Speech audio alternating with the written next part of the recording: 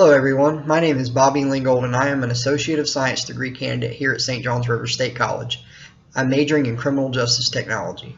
This is my oral presentation project for my research paper for class ENC 1102, Composition 2, taught by Professor Edwin Turner.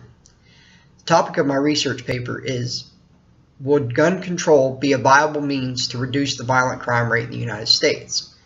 I'm sure many of you are wondering why I chose this topic.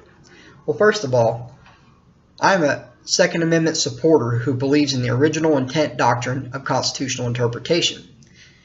To better explain this, the best way that I can explain is that there are two thought processes behind what the Constitution actually means. You have the original intent doctrine on one hand, and on the other hand, you have the living document doctrine. Those who believe, like I do, in the original intent doctrine of the Constitution believe that the framers of the Constitution had a direction that they wanted our country to go in. They molded the Constitution to follow that direction. They had an intent for each amendment in the Bill of Rights, which are Amendments 1 through 10. And who better to understand what they meant than the people who wrote the document themselves? On the other hand, the people who believe in the living document doctrine of constitutional interpretation believe that the Constitution should be amended and changed with the times that we're living in. They believe that some laws become outdated and therefore should be changed to reflect society today. Another reason why I chose this topic is that I am extremely passionate about right to carry issues facing law-abiding Americans. Studies have shown that people who go out and get a concealed weapons permit are 3 times more law-abiding than even police officers. I believe that these people, these law-abiding citizens, should have a lawful means to protect themselves from crime. Also, I'm fascinated about the psychology behind crime and why criminals choose to perpetrate them. I believe that there's a thought process behind every crime. Something goes on inside of a criminal's head to make them want to do this. And I think that if we study more about what makes criminals tick, what goes through their mind, then maybe we can better understand how not only to punish criminals for their crimes, but also how to rehabilitate them and make them more productive members of society that turn away from crime. Next up, we'll go to the hypothesis section. Stay tuned.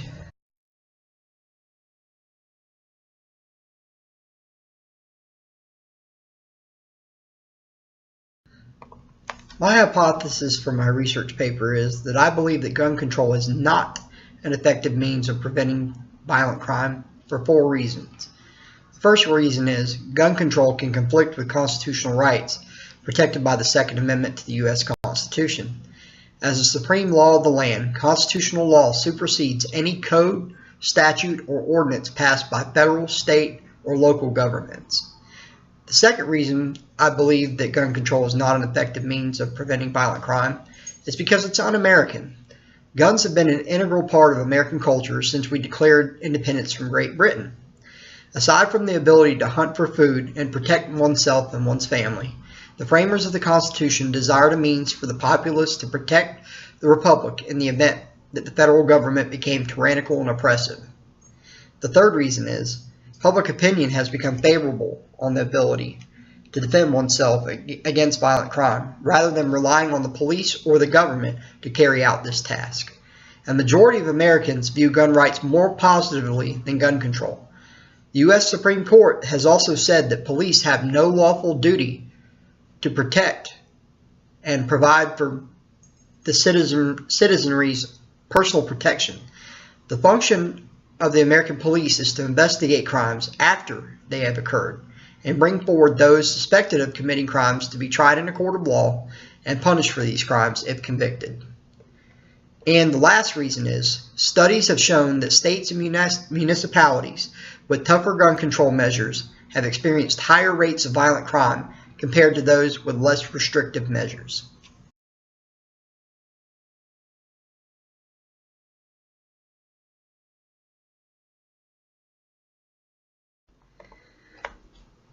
Because gun control and gun rights are both very polarizing issues in U.S. politics right now, my research paper is intended for the following audiences: Americans that own firearms. This issue is important to this group of people because the enactment of tougher gun control laws will place more burdensome restrictions and requirements on law-abiding gun owners that keep arms for hunting, sporting, and self-defense. My research paper is also targeted at Americans that do not own firearms. This issue is important because even though this group of people does not own firearms, they still seek answers to the violent crime dilemma facing our country, just like Americans that own firearms. And lastly, my paper is targeted at American politicians. As the people that make our laws, this research is important because it presents information on an issue that is their duty to address, but also an issue that is important to their constituencies. With violent crime spiraling out of control in America's inner cities and a citizenry that favors the exercise of their right to protect themselves, this issue is especially important for this group of people.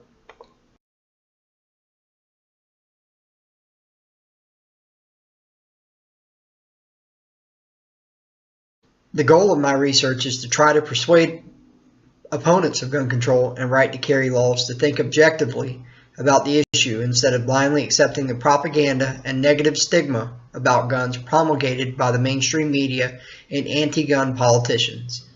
Both sides of the argument share a common goal with their efforts, and that is to reduce or possibly even eliminate violent crime. I believe that my argument shows why we must err on the side of rights rather than succumb to an unfounded fear in regards to the right to keep and bear arms for lawful self-defense.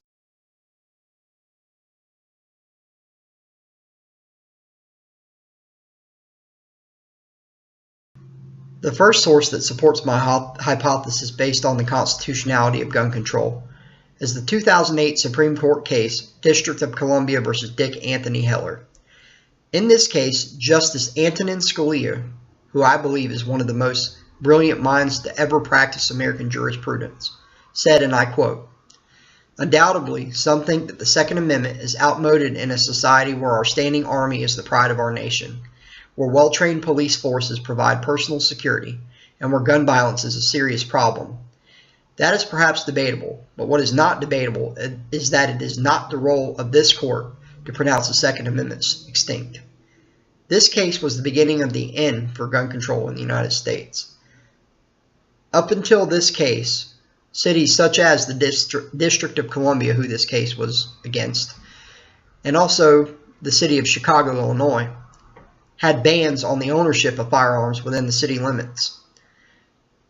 Justice Scalia's words were very powerful in this case. While he agreed that we have a very adequate police force, a very adequate army here in the United States, and that they do provide some degree of protection, the best protection is a lawful citizen with the right to keep arms for self-defense. This case struck down and made unconstitutional any ban on the ownership of firearms inside the home. Another Supreme Court case that helped to break the back of gun control even further was the 2010 case McDonald v. City of Chicago. In this case, Justice Samuel Alito wrote the majority opinion, and he stated that the Second Amendment right to keep and bear arms is applicable to the states under the Privileges and Immunities Clause of the 14th Amendment to the U.S. Constitution. What this did is, up until 2010, the Second Amendment only protected you as a citizen of the federal government. It was not applicable to the states. What this did was incorporate the Second Amendment to the U.S. Constitution to the states. So you had a Second Amendment right to keep and bear arms as both a federal citizen and a state citizen.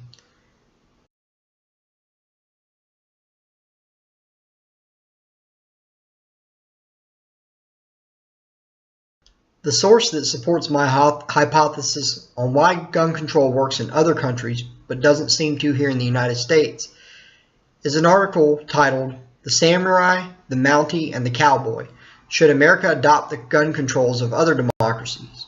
This article was written by Gary Mauser and is published in the Canadian Journal of Criminology. In this article, Mr. Mauser says that firearms laws in Japan and Canada work because they fit their respective cultures, but that similar legislation wouldn't work in the United States because of important cultural differences. His basic claim that civilian ownership of firearms is integral to the American commitment to individual freedom and to the lack of trust of their government that is institutionalized in the United States. As said at the beginning of this presentation, the framers of the Constitution not only wrote it in the Second Amendment to the Constitution themselves, but further elaborated on the ability to protect the Republic against a tyrannical government in the Federalist Papers.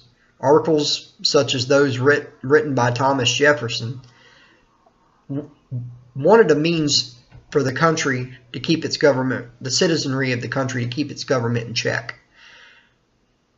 America was based on firearms. When we came over from Britain, we settled the new land and pushed west across the nation to California. A firearm was a means of life or death for a citizen. That's how they put food on the table. That's how they defended their family.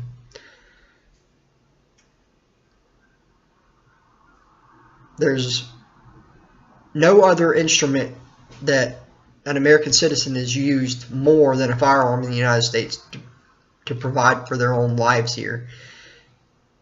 We revolted against Great Britain due to too much government control. The framers of our Constitution wanted to make sure that would never happen again.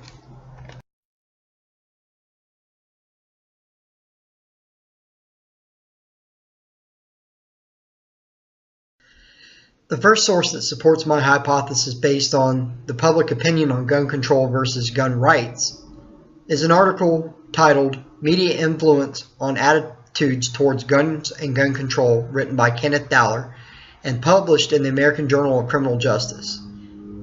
In this article, Mr. Dowler writes about how people's media consumption habits affect their beliefs on guns and gun control measures. As we all know, the mainstream media has an agenda in this country. They push their beliefs using their platform. And Mr. Dowler's study was very interesting in that it shows that Americans are very receptive to what they hear in the media, whether it be good or bad against guns. More often than not in the media, it's negative information that we hear about guns. We always hear the bad news on the news, it seems like. Murders, suicides. But you don't hear too much about people that use firearms in good ways, like to protect innocent people. And that does happen, whether the media wants to report on it or not. Another source that supports my hypothesis is a 2014 study done by the Pew Research Center. And that study showed that in the first time in over 20 years of the Pew Research Center conducting polls, more Americans supported gun rights over gun control. In fact, 52% of Americans responded that they believe that it is more important to protect the right of Americans to own firearms, while 46% of those polled said that controlling gun ownership is more important. This is huge. It used to be the other way around, but it seems like the tide is turning in the public opinion of gun control versus gun rights. I think we're making the step forward and heading towards the direction we need to be going. Based on my research, there's just too much at stake by eroding the right to own a firearm for lawful self-defense.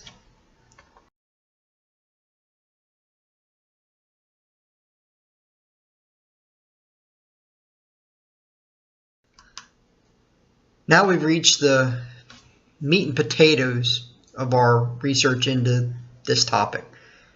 Would gun control be a viable means to reduce the violent crime rate? this is where we find most of our information and statistics on if it's worked in places it's been implemented before. My first source for this information comes in a 1997 article titled "Crime Deterrence and the Right to Concealed Carry Handguns" that was published in the Journal of Legal Studies and written by John Lott and David Mustard. Mr. Lott and Mr. Mustard stated that the simple act of lawfully carrying a concealed handgun for self-defense creates a deterrent to violent crime because a criminal cannot tell if their potential victim may or may not be armed, which raises the risk taken by the criminal. Criminals aren't in the business of possibly getting severely injured or killed while perpetrating their crimes. Their goal is to commit their crime, reap any reward, and get away. If they can't tell who may or not be carrying, it acts as a deterrent because of the risk posed to the criminal. Another interesting piece of information comes in a 1998 article written by Norman Bottom titled "Citizens Should Be Allowed to Carry Guns for Defensive Purposes." This article was published in the Journal of Security Administration. And in this article it states that the FBI study shows that 87% of the violent crime in the United States takes place outside of the home. And this same study also shows that the U.S. Bureau of Justice Statistics states that American police currently only solve 1 in 5 violent crimes. If the police are only solving 1 in 5 violent crimes, it seems to me that if you are attacked and the victim of a violent crime, police may not ever find out who attacked you or perpetrated the crime against you. This is a reason why we need less gun control, more gun rights in the United States. The ability to protect yourself. These studies are showing it. The protection that we have is inadequate. It's up to us to take care of ourselves. Another study in a 2007 article titled "Would Banning Firearms Reduce Murder and Suicide?"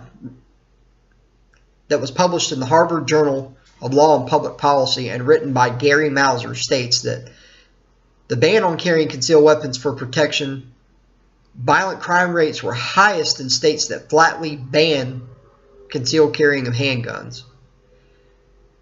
The crime rate was next highest in those that allowed local authorities discretion to deny permits. This is also called may issue concealed weapon permitting. And the crime rate was lowest in states with non-discretionary concealed weapons laws under which police are legally required to license every qualified applicant. This is also called shall issue concealed carry permitting. The next study was done by the United States Centers for Disease Control for the Delaware Department of Health. This was a study conducted in the city of Wilmington, Delaware. In this study, the authors state that the majority of individuals involved in urban firearm violence are young men with a history of violence before ever committing a crime with a firearm. This study seems to show that it's not a gun problem. It's not a problem caused by an inanimate object. It's a people problem. And the people problem needs to be addressed before we address a problem with guns. The gun control movement in this country is going after the wrong thing. We need to treat mental health. We need to treat poverty. We need to treat the demographics, such as ghettos and places where people have to turn to a life of crime in order to get by.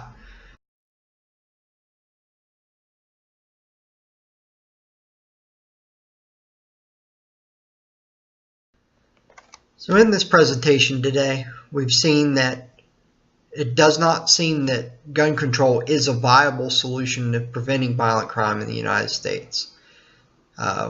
We've addressed reasons such as the constitutionality of some gun control measures in the United States, and how the Supreme Court has addressed those. We've also addressed why gun control is against American culture and our history. We've also learned that gun control is failing in the public opinion arena, where gun rights are now seen as more favorable. We've also learned that several statistics, such as states that have less restrictive concealed carry laws, seem to have lower crime rates than those with more restrictive. In fact, the ones with the more restrictive gun laws tend to have the highest crime rates. We've also learned that it's not a gun problem, it's a people problem. We need to address the issues facing people in this country: poverty, mental health, etc. I do have some future research questions as far as this topic goes. First, I would like to see more statistics begin to come in from states such as Texas, who have recently legalized the practice of the open carry of firearms. Not concealed carry, but open carry. This means carrying a firearm on or about your person so as not to conceal it from the ordinary sight of another person. I would like to see if the practice of open carry helps to further reduce violent crime over the concealed carry of firearms. Another thing, I would also like to conduct more research to find out if a politician's stance on the Second Amendment is a reason why citizens would or would not vote for him. I believe that my research that I have conducted solidly backups my hypothesis that gun control does not work as intended to prevent violent crime. I would like to thank each and every one of you for watching my video. And before I leave you, I would like to demonstrate something. Here, I have a handgun. And here, I have an ordinary hammer. This firearm has been safety checked. As you can see, the magazine is removed and the chamber is empty. But what I wanted to do was simply point out some similarities between these two instruments. First of all, they're both tools. This tool is used to drive nails, and this tool is used to protect oneself. Yeah, sure, they can both kill or seriously injure. I mean, a lot of people don't think about this being a weapon, but it is. Obviously, when we view a firearm, it seems like this would be the more logical choice in order to commit a violent crime. But actually, this tool right here kills more people every year than this one does. Statistics have shown it. And I think that we need to erase the stigma about these weapons. They're no more dangerous than this. You need to respect this as an object that can hurt another human being just as much as you respect this. Again, I'd like to thank each and every one of you for viewing my presentation, and I hope that I was able to pass on some information that may change your mind a little bit on the subject and get you to think a little bit. That's my goal.